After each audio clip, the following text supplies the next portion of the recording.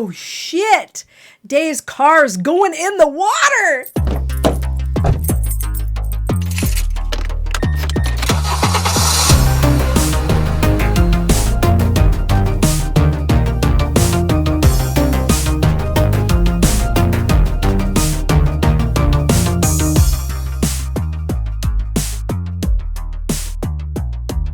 Hi, I'm Stacy Sturm, and I am the owner of URL Radio and 2 bars, Oscars and Thomas and Moriarty's.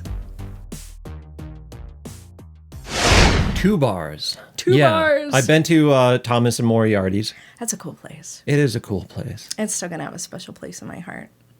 Yeah, it always will probably. But What's your favorite drink? like in general or at the bars? At this bar. My favorite drink at Thomas and Moriarty's is... I've tried something that I can't remember. It's hard because it's like asking you to pick your favorite child. Because like unlike a lot of other bars... You got a favorite child, though. Don't lie. All right, yeah, I do. No, I have a favorite child depending on the week, which one taxes me least with energy. No, it's tough because all of our drinks, we go through rigors. Like a lot of people, a lot of bars, and I'm not knocking other bars, but they'll find some recipes on the internet or they might throw some stuff together.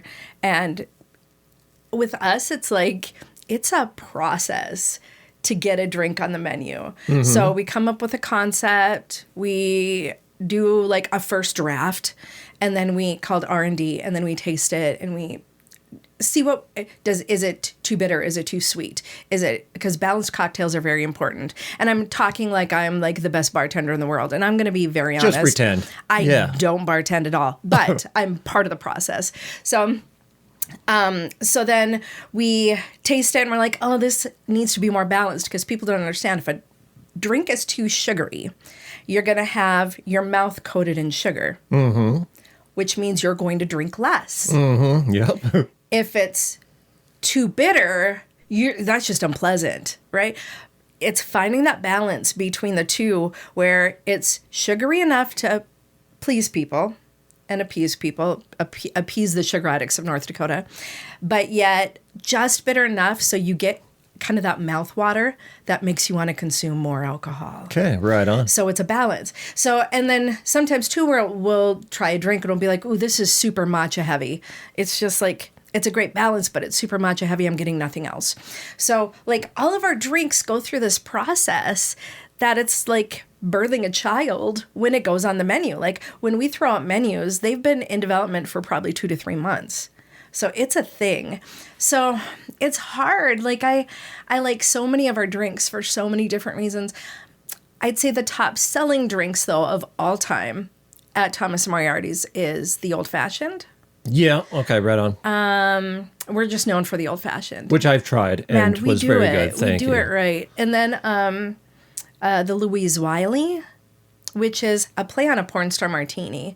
It's a porn star martini, but constructed in a different way with the foam on it, and people really dig that. It's a passion fruit foam, so people love that. What makes a porn star martini? So porn star martini, the basic recipe for that is going to be like passion fruit, champagne, vanilla. Those are the basics of it, and vodka. But then you can kind of play around with it. So like our Louise Wiley, the actual cocktail was a little bit on the sour side, but we had a foam on top, which, I mean, it's the foam. I think you got, yeah. So we foamed it on top with a vanilla passion fruit Prosecco like foam. Oh, you dirty. So dirty. And so we topped it that way as an homage. And everyone asks like, why Louise Wiley? Louise Wiley was kind of credited as being one of the first naughty actresses, one of the first porn stars. Okay. She didn't do like full on penetration. No, we're talking like 1800s. Oh. All right. She like showed a little shoulder, a little bit of side boob. Ooh, you know what I mean? Like, so that was edgy for the time. Yeah. So she's credited for being like the first. Scandalous. So that's why we, so that's one of our top selling drinks. I'd say also to A Little Death, which also is dirty, because if you know what a little death means, it is an orgasm. Oh. That's what they call it in France. Oh, really? Little death is, or in old literature, to die a little death means to have an orgasm. So that's another one of our most popular drinks, I think, of all time. So I'd say those are some of my top favorites too. But I used to die like 4 or 5 times a day in high school, you know? Doesn't ever slow down. I feel like guys just, I feel like that is something that just never really goes away for guys. Yeah, what doesn't kill you makes you stronger. Right? 100%, yeah. Did I try a drink that had squid ink in it? You did. It was called Devil in the White City. Okay. And where the hell do you get that in North Dakota? You don't. And how? We had to ship it in. Here's one of the biggest struggles with owning a really cool craft cocktail bar in Bismarck and Mandan. Finding ingredients. We like to use alcohols, like spirits that a lot of people, like that you can't get here. We like to use ingredients that you often can't get here. So we have to order them. So when we use something like Pandan or Ube, if the Asian market finally carries those, but for a while we couldn't get that anywhere. But Pandan and Ube, squid ink, mugwort you can finally get here now at like Terry's Health Products. But a lot of the ingredients that we like to fuck with for drinks, we have to order off the internet because we can't get it here. So then the issue is, and people get mad because if all of a sudden we have 14 people order Devil in the White City, that's going to get rid of our squid ink. And now it's going to be another week before we get it in again. Sure. You know what I mean? Because it's like lag time because we're out in the middle of godforsaken nowhere. So Amazon, which typically has same day delivery, now for us is like a week and a half. Order something in like a week and a half, you're going to get it. So very often when we're looking to try to like replenish ingredients for certain drinks, we have to wait like a week, and then people get mad. So, how did that become a ingredient though? You know, to a drink. Somebody's like, I'm going to try this. I know it sounds crazy. It sounds crazy to us, but like nationally at the time, that was a very popular ingredient in like cuisines and in cocktails. Really? Yeah, 100%. Not for like coloring, just... No, just like it's salty. So the squid ink, for people that don't know, if you've never had like a squid ink pasta or something, it does taste a little oceany, but it's more salt than anything. So it lends a nice salt to whatever it is you're cooking with or chefing with it.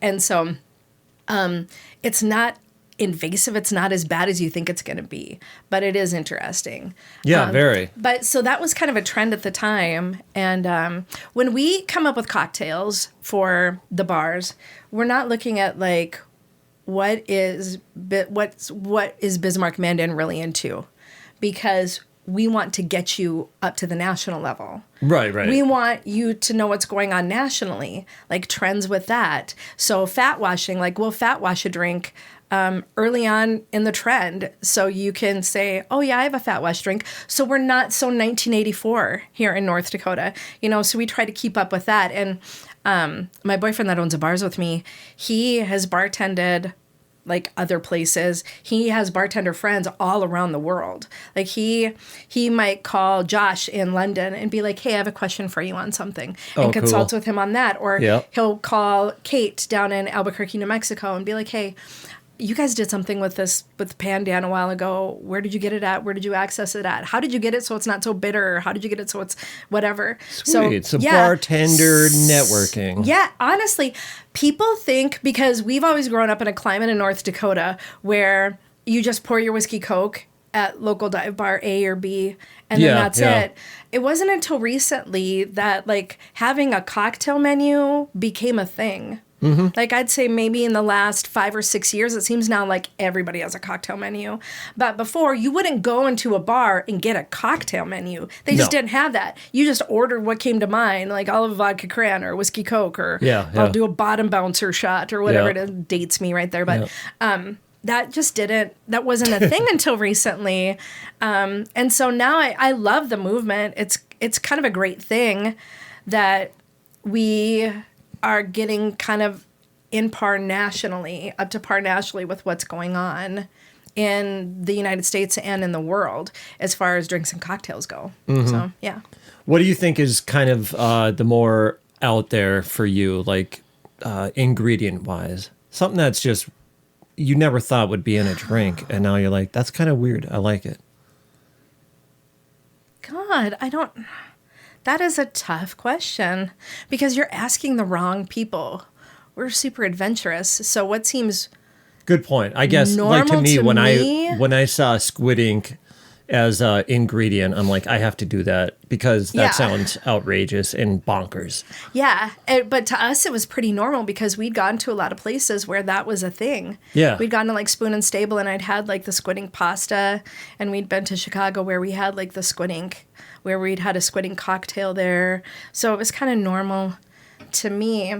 I'd say the weirdest drink we've ever done is we basically made like a Japanese cocktail with all savory ingredients. Soy sauce, mushrooms, sake, like rice wine vinegar. It was the craziest shit you've ever seen. But it somehow came together and it worked really well. But if you would have asked me, would we have a cocktail on there that very much resembles like a sushi roll or a ramen or a udon or something, I'd probably be like, no, that's not a cocktail. Right. But it was, yeah. So that was just a weird combination as far as that goes. But we've had crazy ingredients. Like our bartenders are mad scientists. They're nuts. Like Rachel, she did a 4 humors menu where she used herbs and things I'd never even heard of. I'm like, is that even food safe? Like I'd be Googling, and she'll come to me all the time and be like, hey, I want to do this. And I'm like, okay, let me check. I need to see if we got some food safe stuff available right now. Like, yeah, she'll come to me and bring like black drops and mugwort and whatever else it is. And I'll be like, girl, all right. It takes time to make a drink, too. It does, to make a good drink, to make a right drink. Yeah. Right. I guess you have to want to be making these drinks. Otherwise, it would be a pain in the ass to... It's a passion. So here's the deal. When we hire bartenders, we don't want to hire bartenders. Anybody can bartend. What we want to do is hire geeks. We want to hire absolute geeks that know that there is a whole career at their disposal. Like, I don't think people understand until, I suppose, pretty recently, they're seeing more videos of like Michelin star bars or shows on TV like Drink Masters, or they're seeing that. But bartending can be a crazy career. Right. Traveling bartending, consulting. We consult with bars all around the state, and we actually have a contract pending with like a bar in Oklahoma, where we go and we talk about like, this is what it takes to have a balanced menu. This is what it takes to have a balanced cocktail. The education like is crazy. It's so much more. So I get kind of irritated when we have people come into the bar and they're like, I hear guests ask them, this doesn't happen as much anymore, but it used to. So what do you going to do when you grow up? Oh, jeez. That's such a dick comment. Yeah. Such a dick comment, right? That's such a boomer thing. I'm not going to lie. It is. It's such a boomer thing. Because here's the deal. You, Sir Boomer, probably have had a good career. Right, yeah. But that was probably also given to you. But also, too, just a jab at boomers. But also, too, they don't understand. There's some bartenders that pull down $200, $300 a night. Like, you could pay your mortgage in a week. You know what I mean? Like, it's not like they're working for nothing. And they can go to conferences all around the United States. Like, we have learning opportunities where they can go train at other places. They can go stage, which is called staging, for other like top bars that are doing all sorts of crazy molecular stuff to train and to learn and work conferences. Like Mike has worked a couple different cocktail conferences in like San Antonio, and he's also, then he'll meet people, and he went to Portland Cocktail Week and went to PDX, Portland Cocktail Week, and met a bunch of people there and got networked there and can do shifts there. And some of the best bars in the world. And you learn, it's not just pouring a whiskey Coke. You're learning almost like a chef trains for things. It's like craft cocktails are like the chefing of the bar world. Right. So it's the same thing. You want to go and work at these top bars and restaurants and stage for them and intern for them to see what they're doing with syrups and with molecular stuff and how to combine things. Like, it is an actual career if you want it to be. Mm-hmm. And that's the people that we wanted to hire. And which is awesome because our people are like, so they're just cool individuals, but also they just geek out. They're always coming to us with new ideas. They're like, hey, do you know what would be really cool is if we did this, or if we tried this, or if we tried that. And I love it. I love it. I'm always like, well, let's give it a shot. I'm never like, no, that's not going to work. But I'll be like, well, let's give it a shot. Let's see what happens. In thought, this might work, but in North Dakota, this might not work. Right. So we'll see how it goes. But yeah, so I don't think people understand, like, bartending can be a really valid career where you can get paid a ton of money and there's competitions to go to. It's a crazy, insane world I had no idea about until we started up, like until I started like dating a bartender that was into that stuff. So that's awesome. Yeah.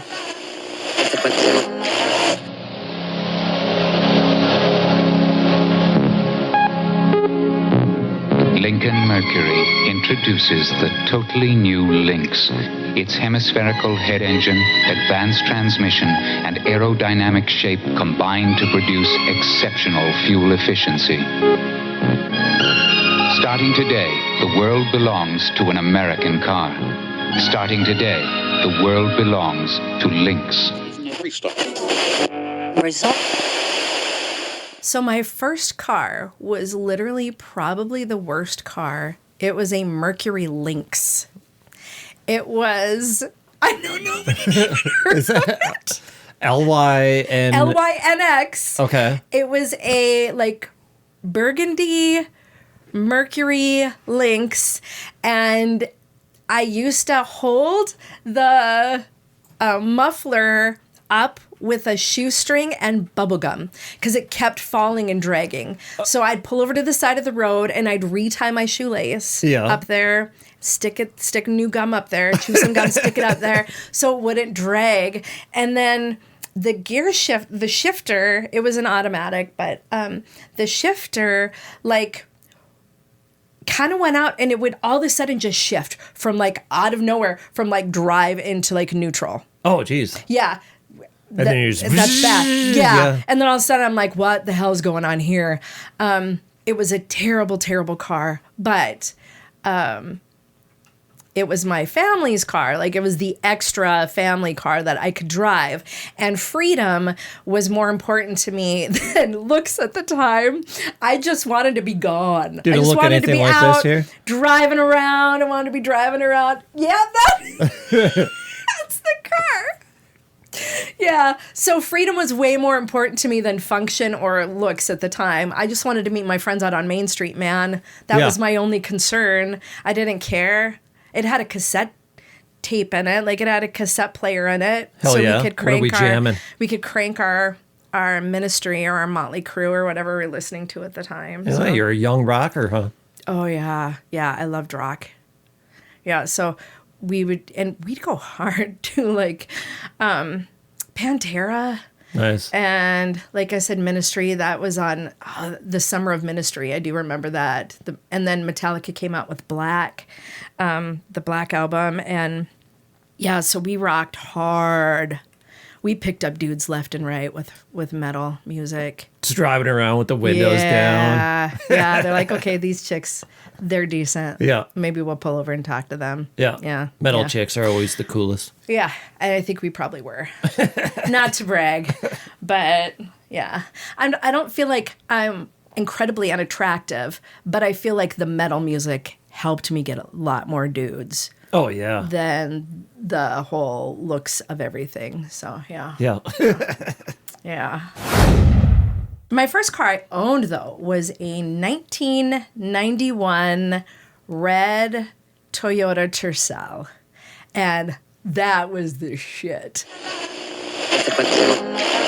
Everything's changing. Wasting is out. Saving, conserving, all that stuff's in. Ecology, definitely in. Make the most of what you've got, and you'll be surprised at what you get. We are going to save the world. But until then, I'll settle for saving a little money. It's simple. New values, new car. Introducing the all-new Toyota Tercel at a great price, $64.88. The one new value you can drive. Things that you can depend on, things that you can believe in. Result. I was one of the first people. I had a job. I worked super, super hard, but my parents agreed to sign on a co-sign on a loan for me, and I bought a brand new, had 6 miles on it. Oh, wow. Who allows their 18-year-old child to do that? Not many. I don't know. That's a stupid move. But I had a brand new car, 6 miles on it, Toyota Tercel. It kind of looked like a turtle. But at the same time, boy, it was just the coolest thing. It was new. It smelled new. I saved up and put just a banging system in it. I had a Kenwood, a whole Kenwood amp situation going on. Oh, my God. Yeah. And it still was not enough. The system is never, ever, ever enough. Have you seen the movie Singles? When this is totally going to date me, but this came out around the same, it was around the same time that I'm talking about this, getting the system put in my car. But Matt Dillon buys Bridget Fonda, to try to win her over. He puts just a bomb-ass sound system in her car. Mm-hmm. And he's like, yeah, and he's cranking it, and the windows blow. And he's like, it's still not enough, man. Cranking it. I feel like I must have blew out 2 or 3 different speakers, just amps, and it just cranking it. It was never awesome. Enough. I have that movie on Laserdisc as well. Yeah. Love it. One of my favorites. All right. How the fuck do you spell Tercel? Tercel. And it was you say 91? 91 Toyota Tercel. What color? Red, fire engine red. It was so red and bright. It was just the coolest thing ever. Did you have the black line on the side, 2-door? Yeah. Yep, 2-door. Okay. I'd like to get a visual of what we're chatting about. Yeah. Here. And so I was kind of the baller of the group, man, because all of my friends were kind of driving around their parents' cars at the time. Yeah. And I was the only one that decided I was going to take out a loan and I was going to get a brand new car. And boy, did I wreck that thing up, man. We took it to the desert. I had no appreciation for that. No, obviously not. That's not, yeah. Not the type of car you want to drive on sand for sure. No. I was notoriously probably the worst driver of all my friends. I wrecked every car I ever drove. It wasn't until recently that I slowed down. And I mean, when I'm not lying, I was kind of a crazy fast driver until I was probably 35. Okay. And then I finally was like, okay, bitch, you need to check yourself. You have wrecked every car you've owned. How you still have insurance is just absolutely beyond me. And they weren't big wrecks. One of them, I remember my dad had a really sweet Thunderbird. Ooh, okay. Oh, no. Yeah, I took it out because I wanted to show my friends the Thunderbird. And I had to go get my sister from school anyway. So I'm like, we'll just take the Thunderbird because that's the car that's here.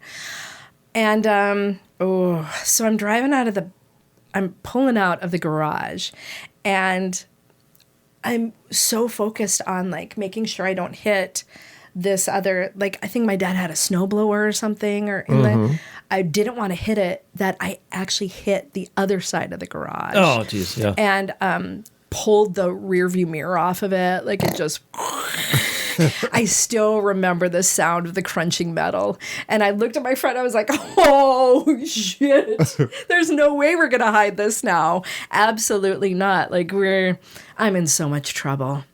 Yeah, so little things like that, or the old Mercury Lynx. When I was learning to drive, my parents went down to Florida, and I stayed with my aunt and uncle for a while. And my uncle said that he would show me how to, like, we'd work on driving before I took my driving test. And so I had only had my permit at this point in time, and I went right through their garage wall. Oh, okay. Jesus. When I say I was a notoriously bad driver, like, yeah. So is that one of those moments where you try to hit the brake? And I hit the gas instead. Yeah. So that was That was great. Yeah, so I have lots of car memories. Most of them are like pretty bad, though. No, it wasn't my car, but I was thinking one car memory is when we were down in the desert. We were sitting on the hood of my car, and I told my friends, I'm like, I don't want you guys denting it. So let's sit on the hood of Dave's car. Because Dave had an old, it was like a Nova or something he had been restoring. So he was working on restoring it. Maybe it was a Mustang. But anyway, I'm like, let's not spill drinks and sit on my hood of my car. It's brand new. So we sat on Dave's car. And Dave didn't realize it was not like the parking brake wasn't on. Oh. And all of a sudden I felt us kind of like moving back. But I was like, maybe I'm just intoxicated. Maybe this is just all in my head, until I could kind of hear the water. And then we look back and I'm like, oh shit, Dave's car's going in the water. It's going in the river. So we jump off and we're like and all the guys are trying to get behind and push it, but it's like all wet because it's the river. Yeah. And so they can't get any kind of traction to push it up. And Dave tries to get in it and like pull it up. Like he opens up the door as it's going in the water and is trying to pull it up. And he got it just far enough where it's like not taken by the current, but it was spinning so it wouldn't go up any farther. Oh, sure, yeah. So, yeah. But so we almost lost Dave's car in the river that night. And we had to have a tow truck come out and pull it out. Kind of his fault for not putting the brake on. Yeah, in his defense, he didn't realize about 12 children were going to sit on the hood of it and push it back. But yeah, so good times. Were you still friends after that? Yes. Well, we kind of had to be. It was one of those work friendships where you still have to like work with the person. I'm pissed at you, but all right, fuck. But yeah, like, sorry, man, we still have to work drive-through. I was at McDonald's, so I'm like, you still got to cook. I still got to work the drive-through. Let's just be friends. God damn.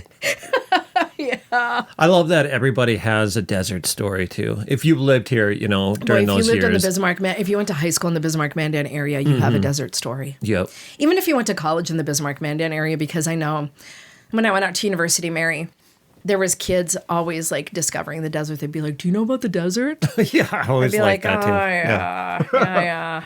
I know too much about the desert. I'm a desert vet. So everyone's hid from the cops in the bushes out there at some point in time. Yeah, there's a desert vet. There should almost be like a name for that too. Right? Like, I'm a scorpion or something, Right. Oh, God. Yeah, I served in the Operation Desert, whatever it is. High school desert. I served. I deserve some benefits. I survived. Oh. How'd you get into radio?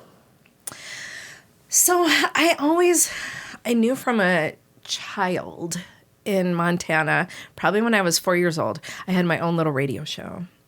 And I had a record player. And I would spin records. And I would introduce them. And be like, and I had the worst records for a 4-year-old. Check this playlist out. I had Kenny Rogers. Okay. Lucille. It was the Gambler, I think.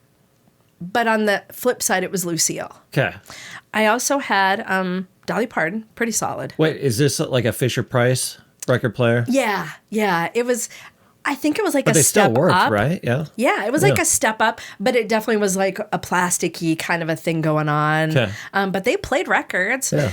And so I had Kenny Rogers, I had Dolly Parton. I think I had the hits of the 70s, like AM 70s Gold, that had like Undercover Angel on it, Ebony Eyes. Oh, it was like all terrible music that like, why would a 4-year-old listen to this? Yeah, of course. I used to do a little radio show with the call letters from the radio station in Glendive, Montana. KXGN, by the way, is where I grew up in Glendive, Montana. KXGN radio. So I would do shows when I was like 4. But then, you kind of get out of that. You grow out of it. But then when I was in high school trying to figure out what I wanted to do with my life, I knew I wanted to do something with like communications. I'd always been a nut for like radio and TV and newspapers and magazines. And so that's what I went to college for, is I have my Bachelor of Science in Communications. So it's kind of an all-encompassing, mass communications, it's an all-encompassing degree. And then the nice thing is when you're going through your communications program, the nice thing, I don't think they do that at University of Mary now, but they used to. Like for TV class, you worked in TV. For radio class, you worked in radio. At the campus TV or the campus radio for newspaper, you worked for that newspaper. So there was like all sorts of opportunities along the way to kind of figure out what I really wanted to do. And I just loved radio. It kept coming back. And then one night I called in to a radio show. I don't know if you ever remember Bobby Rock. No. He might have been before your time, but he was like the hot DJ when I was in like late high school, early college days. And I called in to win a contest. He ended up talking to me, and we just got talking about like what I was doing for work. And he was like, why don't you come in? Why don't you come in when I do like the 7 at 7 or the 8 at 8 or whatever it was, the top 7 at 7 or 8 at 8. I forget what, or it might have been top 9 at 9. I don't know. Let's just push it back to 10 That's to 10. in the Bismarck area? I don't know. Yeah. So Okay. it was on Y93. I didn't move here until I think 96, 97 area. So he would have been gone by then. I think he left in like 97. Okay. 96 or he would have left earlier. It would have been like 95 because I was working part-time when he left already. But I called in, won the contest, we started talking, and he's like, why don't you come in and just check it out one night? Well, little did I know, I don't think he was just trying to be a good radio mentor. He was probably trying to have sex with me. Oh, yeah. At the time. I didn't realize that's how radio people worked. Yeah. For the record, we never did. And he was always a good guy. We've been friends. We were friends, and we still, like, every now and then he'll message about a radio question, or I'll message him about something. But yeah, so then really I kind of loved it. I loved the environment. I loved the electricity of it. I loved the feel of it. I loved the spontaneity of it. I loved everything about it. And so I was going to get on Y93 to do, I forget what it was. I was going to guest host with him, and then it just ended up not working out. But then one night, Bob Beck came in. I was DJing at Bucks. Yeah, that's where I started my big DJ career, I was DJing at Bucks. And Bob Beck came in to do a happy hour thing for Cool 98.7. Or no, it was Y93. And he came up, was talking to me, and he's like, I love your energy. I love your voice. Have you ever thought about going into radio? And I'm like, I dropped off like a tape like a long time ago. And he's like, I don't ever remember getting a tape from you. I'm like, son of a bitch. Well, then. Okay. So you had like sort of a radio demo tape? Yeah. I had a demo tape that I had left when I left the studio after talking to Bobby one night. I left it there. And I don't know if he didn't pass it on to Beck or what the deal was, or if it got lost, or if Bob Beck received all these tapes and was just like, screw it. Sure. But, I said, yeah, I actually dropped off a tape. He's like, I don't ever remember hearing anything, but when can you start? I was like, what? He's like, you... Really? Okay. Yeah, he's like, you've worked radio, right? I'm like, yeah, I work at the campus radio station and I would do stuff here. And he's like, well, it's going to be a crap shift, but come pick up your key tomorrow. You start on Saturday. Nice. I was like, get out of town. So my big first shift was running overnights. That's kind of cool, though, especially at that age. It kind of is. You know, I was a 21-year-old kid. I got to do overnights on, at the time they were kind of combining both Y93 and KFYR for overnights. And so I would run both of them and do the weather, just do some updates, play some songs. It wasn't anything super crazy, but it was a cool start. And then I would go right from there down to Y93 when it broke apart, and I would do run Rick D's show. So basically put the CDs in and then play the commercials in between. and then give your 1 minute weather break and then go back to Rick's show. So my first big gig at Y93 was actually running another person's show.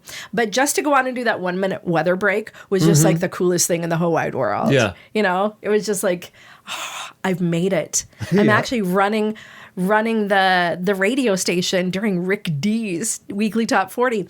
But are you alone? Because it's overnight. Yeah, you're doing all of this by yourself. Crazy, yeah. And here's crazy. They give a 21-year-old child keys to this huge conglomeration. Like at the time, KFYR radio was like the biggest radio station in the upper Midwest. Like you can reach it down in Iowa.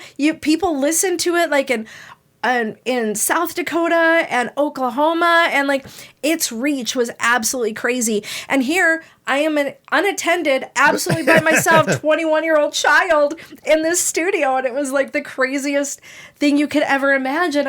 It's like, this is weird. And then at the same time, I'm like, I have no fucking idea what I'm doing, because this is not like my board at the radio station at all. And we don't have half of this stuff. And then they wanted you have to power down at midnight. You have to power down the antenna. I don't know how to power down an antenna. I'm 21, you know? So then we got flagged that first night I worked because nobody showed me how to power down the antenna. So we got a flag from the FCC that first night. Whoops. But then they showed me how, and I got it, and I figured it out. But it was absolutely crazy that they just like give you the keys and are like, have a good time. Don't do anything stupid. Don't say anything stupid. I was like, what? And I loved every minute of it. Like, I loved it. So I'd say I just fell in love with it and knew that that's just what I wanted to do for the rest of my life. How long did you do that for? And then when do you get, because when I met you, it was Brady and Stacy. Brady and Stacy in the morning. That was 8.5 years. You did that? Holy cow. It was 8.5 years we did Brady and Stacy. What hours? You go in around 5:30, 5 in the morning-ish until about noon. Okay. And it's just going. After the morning show, you end up cutting ads for clients. You cut ads to run on the radio station. You get ready to prep for tomorrow's show. I would book guests. Like, I would be the one that would call and be like, hey, can we get Betty White on, or could we get Andrew Dice Clay on? Or I was that person that did that. And then sometimes we'd have like broadcasts in the afternoon. So if like a car place A wanted us to come out and because they were having a sale on something, then we would go do a broadcast and like, hey, come on down, get your free hot dog, and come on down and say hi. Giving out T-shirts today. Come see me broadcasting live 3 to 5, 183 FM. You know, that kind of a thing. So we would do that. But yeah, so hours kind of varied, or sometimes too, I'd end up working a Saturday. You know, every now and then. I ended up working Saturday afternoons or Saturday mornings too then for a while, because we lost our news director up at KFYR for a while. So I think I worked that for a while on top of my other stuff. So it's just kind of, it was kind of all over the place. So definitely a lot of work. It's a lot more work than people think. But at the time when they're like, we want you to do a morning radio show. Yeah. Pretty exciting, I would assume. It was very exciting. And here's the funny thing is, I had been working part-time in radio, and I said, I can't continue to do this anymore, work part-time radio. And then I was also editor of the Mandan newspaper at the time as a full-time job because I need to pay the bills. So I was editor of the Mandan newspaper for a full-time job. And then I was also doing part-time work at Bismarck State College as a public information officer. So I was basically working 3 jobs. And I said, I can't do this anymore. If this isn't meant to be, when by my 25th birthday, if I don't land a full-time gig in radio, I'm just done with it. Mm-hmm. Like, I can't continue to keep working these weekend stuff here and there, filling in for, you know, if somebody needs somebody to run the board for a remote. I can't continue to do this as much as I love radio. If I don't have a full-time job by the time I'm 25, I'm done. Like, I'm just going to move on. It's just not meant to be. I'm a big proponent of if it's meant to be, it's meant to be. If it's not meant to be, if it doesn't happen, it just wasn't meant to be. So I threw it out there, and the week before my 25th birthday, I got the call from Y93 that said, hey, we need to fill the morning spot. Can we meet with you? And then that was it. Nice. So I'm like, it was meant to be. It was 100% just meant to be. So doing that, you got to interview a lot of people, all sorts, yeah. I assume. musicians and people traveling through, huh? Yeah. It just opens doors. Musicians, like on a national level, local musicians. We tried, like you and I were talking off the air before this, we tried to give a lot of local bands. Yeah. My band got to go on. Yeah, that was such a fun experience for us. There was nobody doing that at the time, and we had such a vibrant music scene at the time. Yes. And I'd have to say that was kind of the heyday of like the local music scene.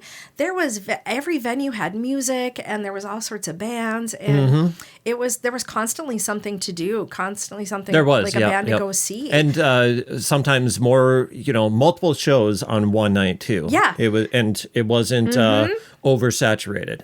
No, it wasn't, and it was such a cool thing to kind of give a voice to, let people know what was going on, and then like.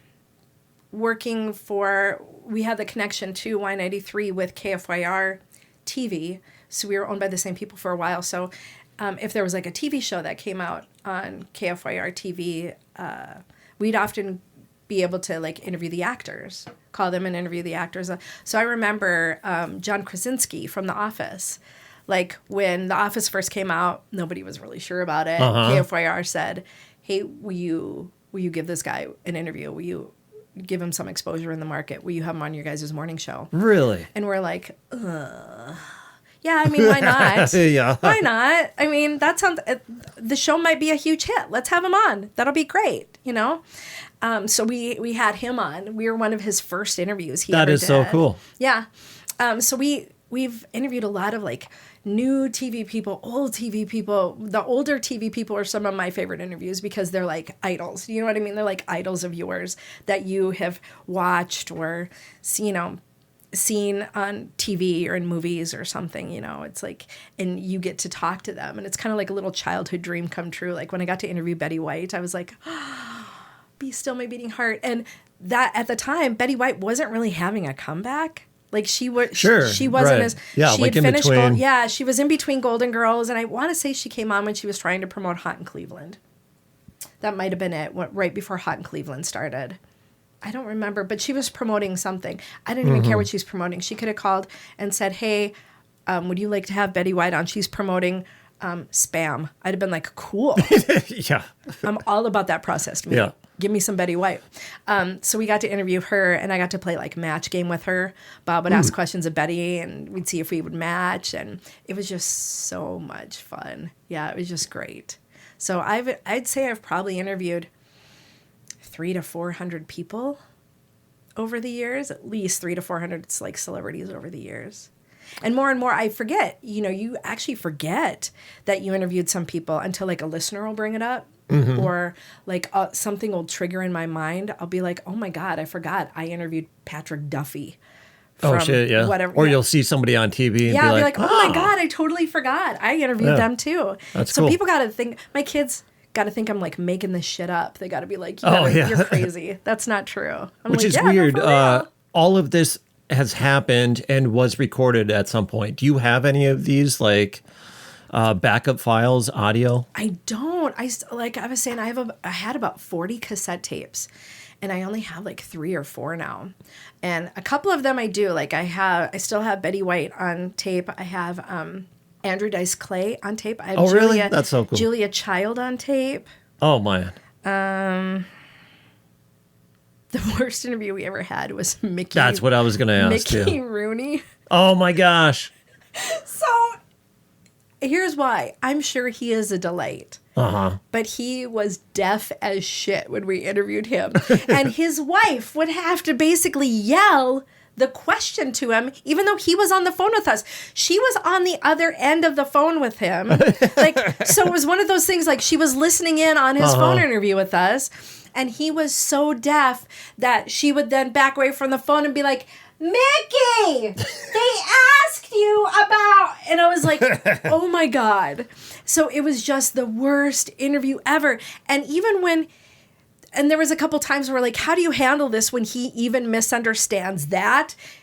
and answers a totally different question. Like, yeah, do you correct them, and then you're going to have to take like a minute? No. Yeah, you just go on with it and pretend like it is the best thing you've ever heard. Like, oh, we love you, Mickey Rooney. But yeah, and at the time, in his defense, he was probably like 97 or 98 at the time. I don't know why he was even doing radio interviews, but we somehow scrounged him up.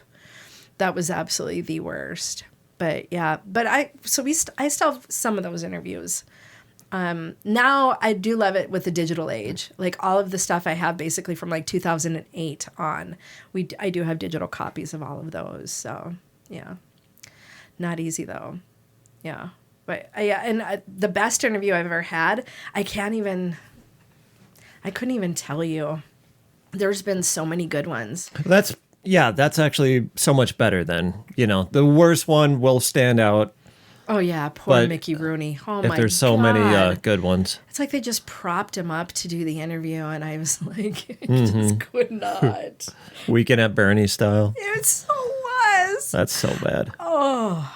Well, so what happened is actually when they had bought out my contract, we were still number one.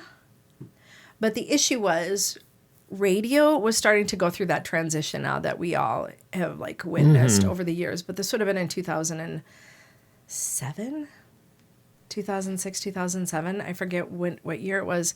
But we had got bought out by Clear Channel iHeart.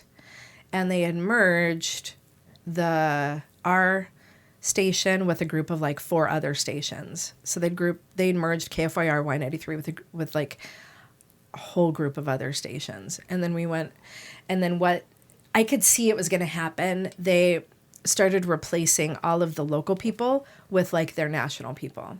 Because the nice thing is, at the time, like you could pay John Tesh one salary and eliminate 100 jobs. Yeah. We'll just run his show on all of these other stations. Yeah, diabolical. I said, here's the deal. You're saving money now, but it's going to bite you in the ass because the only reason a lot of people listen to radio is for the local connection. Right. The local people, what's going on in town, what's going on with this, what's going on with that, what's the weather like here. It's more than just the topical conversations.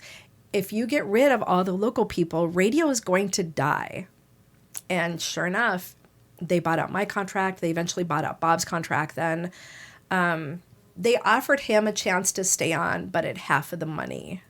And he was like, and to do more work, because at this time, they were asking us to voice track for all sorts of other, like you would hear me up in Minot, you'd hear Bob in Grand Forks, you'd hear, you know what I mean? Like all of a sudden, I would be like Susie Sunshine in Minot, North Dakota is my new radio name, and I'm doing a shift there. You know what I mean? So they were asking you to take over more shifts and paying you half as much money. So I'm like, that's not good. Radio's going to die. Yeah. It's going to die. So then I thought, what do I do? How do I keep it relevant? How do I keep this relevant? And that's when I started up. It took about 2 years, but then I started up URL Radio and trying to keep just local radio relevant and up to date in this new ever-changing time. Yeah. So, yeah. So that's okay. So I'm really curious how that works. Online radio. And that is such a bold move, too. It was an incredibly bold move. All my radio friends are like, are you high? Like, are you crazy? What are you doing? And you're like, yeah, I am. Yeah, I am. The answer is always, if you ask, are you crazy? The answer is always yes. Yeah. Like, people don't even ask me anymore, am I crazy? The answer is yes, 100%. I'm insane. But I saw that streaming was becoming a thing. Mm-hmm. Like, it was becoming more popular. At the time, Pandora was just kind of taken off. And I don't think I'd really heard anything about Spotify yet, but I knew that like satellite radio was starting to take off and internet radio was starting to take off. And I said, the key is going to be looking at technology. Is technology going to be able to support it to make it something easily accessible to everybody? And as we were doing our research over the course of a year or so, the answer was yes. Smartphones were just starting to come out. I'd only seen one like on the internet, but I knew that smartphones were going to be everywhere in everybody's hands within like the next 2 or 3 years. That was just going to be a huge phenomenon because like the BlackBerry had just kind of come out. and you could see like the possibilities of it. Right. And I'm like thinking, how are people going to live their lives 5 years from now? So I strategically planned it. I know a lot of people think I probably just like did this crazy thing without looking into it, but I thought of what are our lives going to look like 5 years from now? We need to plan for that. Not what's going on today, not what's going on tomorrow, but what's going to be like 5 years from now. And I knew from looking at research, these little computers in our hands were going to take over TV. They were probably going to take over radio. They were probably going to take over everything. Like this was going to be your new computer. So if everybody has this, that's a great audience base to try to tap into. So sure enough, we launched URL Radio in 2009. And it was a struggle. I'm not lying. For like 2 years, it was a struggle because nobody knew what internet radio was. And the way we were even advertising was confusing for people because I was selling you a 30-second ad, but I'm also trying to teach you how to use YouTube and podcasting and social media. Yes. And it was like the looks on people's faces, just vacant. I remember Scott Wild and I and Nicole traveled around the state and did several different like speaking engagements to try to talk to business owners about like, you need to get ready for the future. Podcasting is going to be the way to go, man. That's how you're going to take, starting a podcast to really set yourself apart as a business, as like the expert in your field. I know this is hard to believe, but in like 2 or 3 years, people are going to go to YouTube and be like, I'm going to Google this. And then your podcast will come up and you're going to get a client off of it. And they were like, I don't understand how that's going to work. We're like, you don't need to. You just need to trust us. But that was hard because podcasting, nobody done anything with podcasting. Too early for that. Yeah. They knew a little bit about internet radio because they'd seen Pandora.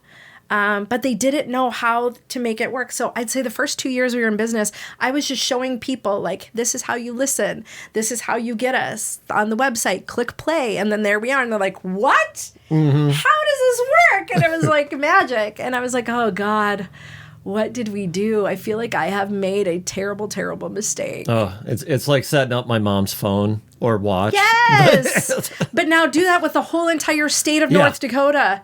Holy shit. The struggle was real to try to get people. The patience you must have. Oh, God. Yeah, it was something. But now that's what everybody does. Everybody listens to stuff on their phones. Everybody watches stuff on their phones. Everybody markets on social media. So I don't regret a minute of it, but I wished it had been easier. Mm-hmm. I wished it had been easier. So, yeah. What do you find, what was more of a struggle? Opening a bar or doing the online radio? Oh, definitely online radio. People in North Dakota love to drink. They're willing to give you a shot. Good point. Yeah, you're right. Not reinventing the wheel. We did do something like new that a lot of people in the area have never done before. Like we're constantly doing stuff that people have never done in the area, exposing people to drinks. But man, to try to bring an entire, it had to be like, and this is going to sound like so conceited, but it's not. Like I just think of like what it was like to try to introduce people to how to listen to stuff on regular radio when it first started. Like, here's a box. Yeah. You tune it in and you got the songs and people got to be like, that's craziness. What is this sorcery? No one's going to do that. You're like, no, literally, it connects the whole country. You can listen to this and they'll be like, that's bullshit. You know, I felt like that was what we went through. A lot of what we went through, the struggle with trying to teach people about not just like how to consume this brand new media that nobody had really done, but then also how to use it get money to like support my business by showing you how to market your business in a whole new different way. So I was struggling on two fronts, trying to figure out how to get people to listen to the internet radio, how to get them to believe it's a valid thing. But on the other, like trying to get money coming into the radio station, by teaching people how to like market in a totally different way. By all of a sudden now, I'm not selling you 30-second ads. I'm selling you a YouTube channel. And they're like, I don't understand this. Why does this matter? What's the big deal? We're trying to sell people a podcast. We're trying to sell people, social media content. Like, I'll come into your business and I'm just going to shoot a bunch of videos. We're going to come up with a bunch of content for your page. And they'll be like, okay, what? Like, everyone just thought it was absolutely insane. Yeah. For probably 3 or 4 years. And it kind of was. It absolutely was. Now that I look back on it, yeah, that was absolutely crazy. I don't know what I was thinking, but it worked. It worked. We're still around 16 years later. That's amazing. URL Radio still around. So you've had so many chapters, radio and online radio, and I worked in TV as a terrible, terrible weather girl for a while too. Oh yeah? Yeah, that was pretty bad. I didn't realize how little I knew geographically about our country until you have to do weather, because things aren't marked. So you have to you look in the monitor, because what behind you is green. You would look in the monitor. And if a cold front is coming in, you should probably know what that state is. Oh, yeah. And I did not. That's... I was a 19-year-old child. I was 19, 20 years old. I had no idea what I was doing. But they needed a weather girl, so I was doing graphics for KX News at the time and doing some light reporting. They threw me on air because nobody else could get into town. Oh, no. There was a storm. So the weather girl, Fawn, at the time, was stuck out in, Minokan. Yeah. And they said, do you have nice clothes here? I said, I have nice clothes 2 blocks away in my apartment. They're like, you need to go get changed. You're doing weather tonight. I don't think they've ever gotten so many complaints. It was probably the worst thing ever. Yeah. I hope you have copies of that. No, thank God. That was one of those things where I'm okay if that got lost on videotape. Of course. So, yeah. Yeah. So, so I've done newspaper, I've done radio, I've done television, I've done online, I've done social media management. I actually even worked in anti-human trafficking for a couple of years. Where at? I know, it's a very divergent. Yeah. So I was the assistant executive director of the God's Child Project. Okay. Here in Bismarck, Mandan. And they have a offshoot of that. They were the first to, now this once again, why do I always do this to myself? But they were the first people in the area to really work in anti-human trafficking. It was mainly out of Minneapolis. The office was based out of Minneapolis, but I would take on cases that they couldn't handle that I would have access to, around North Dakota or the western part in the oil fields. Okay. So we would do human trafficking retrievals. That's amazing. No, it was so taxing. I bet, yeah. But yeah, and so to try to convince people too, I would go around to churches and schools and colleges and be like, okay, human trafficking's a thing. This isn't just something you saw in the movie. This is back in 2012. That's kind of wild too. So this was back in 2012. I mean, and it's been going on for way before. Oh, yeah. You know, I mean, it's not a new thing. It's not a new concept. But to try to tell people. But the term kind of is more modern, and they human looked trafficking. at us, once again, they looked at me like I was absolutely crazy. There's no way people are stealing people. I'm like, no, they don't have to steal people. You don't understand. A lot of people, these poor people in these areas by our oil fields, the rich areas, are getting sold by their boyfriends or their uncles or their dads or up at the reservations, up by Forebears or something. Yeah, a lot of indigenous girls too. They go missing because that's such it's a community where everybody just kind of raises each other. So it's they're so trusting, and you can crash at auntie's house this night. You can crash at that auntie's house the next night. Well, the issue with that then is, when somebody goes missing, they don't even know they're missing for 2 or 3 days because maybe they're over at auntie's. Maybe they stayed at this auntie's house that night. Mm-hmm. So it's a lot of girls in those areas, those less prosperous areas, are going to get sold to people in those more prosperous areas. So so I did that. And a lot of those times they don't even know that they're being sold. They're just kind of convinced into a new lifestyle, I suppose. 100%. You absolutely nailed it. They don't even know. The first time, I'm sure it feels awfully uncomfortable and they don't want to do it. But then at the same time, they don't want to disappoint dad or uncle or boyfriend or whoever's doing it. That's fucked up. Yeah. It is absolutely fucked up. And to try to convince people that this was going on, they thought it was absolutely crazy. But yeah, so I did that for a couple years. And then the last case I worked on was actually, her name was Laura Simonson. And I knew who had taken her. And I had called to get the police to try to retrieve her. And they wouldn't, and they wouldn't, and they wouldn't, because the guy was a police officer. Ugh. He was an ex-police officer. Huh. And they found her chopped up on the side of the road in a suitcase. And I said, I'm done. Yeah. Like, that's it. Yeah. I can't take it. I can't do it anymore. It was getting to be, it was a lot. Yeah, it was just a lot. But you did something, and that's kind of amazing. Taxing, sure. Yeah. But, you know. For sure. But yeah, so yeah, I've had some crazy things in my life. But yeah, I wouldn't take anything back for sure. What do you see on the horizon? Next steps, new chapters, anything evolving?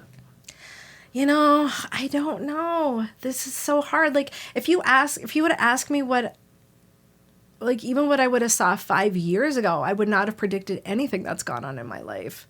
Like, it's absolutely insane. I think the reason that I have this crazy life and have done these crazy things is I just leave myself open for it. Mm-hmm. Like, I'm so open. I'm a conduit for whatever craziness the universe wants to send to me. Whatever opportunities I might have. Like, there was one time I was Anthony Michael Hall's assistant for like 2 months. Wait, what the hell? Yeah. So we had interviewed him on Y93. And then I had some off-air chats with him too.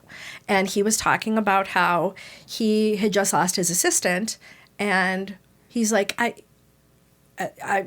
really need somebody. And this is going to sound really crazy, but would you want to do something like that? You just make some calls for me, line up some appointments for me. It's almost all like over the phone. So it's not like you're going to need to be gone. You don't need to come into the office. We can maybe meet in Minneapolis every now and then. And I was like, okay, but it did not work out. It was good. Like, it was good, but he definitely needed more than someone just to make calls like that. Right. Yeah. It's a lot more hands-on. Yeah. His career really took off again after that. So it was like when What point is this? So he had we initially had interviewed him when he had a band out. He was the lead singer in a band that I want to say was called, oh God, I feel so bad. Like it was like Clockwork Orange or something like that. Be honest, was it any good? Actually, yeah, it was not that bad. Really? It wasn't terrible. It was pretty decent. I feel like you got to find that somewhere now. Yeah. Go deep dive into the depths of like Anthony Michael Hall's music career. Give me 1 second. Okay. Yeah. His music was actually pretty decent. I was kind of surprised. I had him on there just because I thought even if his music is absolute shit, I really think Anthony Michael Hall's had a cool career. So I would love to just chat with him about all the stuff. So we basically had him on. Hall of Mirrors? Yes. Okay, that sounds right. But the music never really took off. But his other stuff did. His other stuff absolutely then took off. All of a sudden now he got booked for his own show, his own TV show, and then he had something else going on, and he had something else going on, and it was just too much. Yeah. I was like, I can't. You need more than what I can provide for you at this point in time. Your schedule is just too busy, and I can't do it. But yeah, Bruce Johnson from the Beach Boys. Uh-huh. We were talking before and after too about, I don't even know how we got onto it. We did the interview, and then afterwards, we always do this. Hey, could you do a liner for us? Could you say, hey, like, this is Bruce Johnson from the Beach Boys, and you're listening to Y93 or URL Radio or whatever station it is. And so I said, can you stick around? I need to get a liner from you. He's like, sure. We cut the interview. We recorded the liner, and then we were just talking. He was going to be out at the casino, and he was talking about how he's starting this project where he wants to write a book. And I'm like, oh, I wrote a kid's book a long time ago. I was an English major. I also have my 4-year degree in associate in arts, or a Bachelor of Arts in English. And so I said, I was actually editor for a newspaper and several different publications. I freelance, blah, blah, blah. And he's like, write a book with me. And I'm like, what? Yeah. And I was like, okay. He wants like his life story. This is going to be so cool. That's crazy, yeah. That would be so fucking cool to do like his story of like the beach, being in the Beach Boys, you know? No, that's not what he wanted at all. He wanted to come up with a fictional story on what had happened if Mexico had taken over California. And I was like, okay, no. No, I'm not. No, that's not my deal. So I actually that's so weird. I turned that down. He's like, I'll give you an advance. And the number he gave to me was like crazy. And I was like, I'm going to have to pass. Like, damn. I just don't want to. That's not it doesn't interest me at all. I don't want to. I don't want to even talk about it, let alone edit it or ghostwrite it with you. No, I'm going to pass on it. But I just leave it up to the universe as an open conduit to like bring the craziest shit into my life, and it rarely disappoints. Did he ever do that? Do you know? I don't think he did. Yeah. No, I don't think he did. I feel like maybe he approached the book company, Penguin or whatever it was, and was like, hey, I got this great idea. And they're probably like, no. That's not a great idea, dude. Not a great idea. You're not famous enough, Bruce Johnson, for us to sink money into this stuff. So, yeah. Oh, Stacy, thank you for coming on. Yeah, sure. I feel like we could just do this for like 10 more hours. I know, Easy. I feel bad. This podcast is probably going to be like 2 hours long. I am so sorry because I just... No, that's what happens when you get a radio girl in to talk. No, I love it. Yeah. It's perfect. I'm not Joe Rogan, so it's not going to be 2-3 hours, but it's only been just over an hour, and I think... even then, we kind of BS for a few minutes before. So yeah, I'm going to be honest. If you were Joe Rogan, I would not do your podcast. Like, legit. I don't care. It's the biggest podcast in the world. Right? It could be the greatest opportunity. I'm going to pass. Yeah. He's kind of a boner these days. Kind of an idiot. Maybe always was, actually. If I've learned nothing during my time on this earth, it's I just don't waste my time on don't have time for idiots dicks. anymore. Yeah. I just don't have time for idiots. Yeah. I can't do it. So, but thanks for having me. No, thank you for coming on.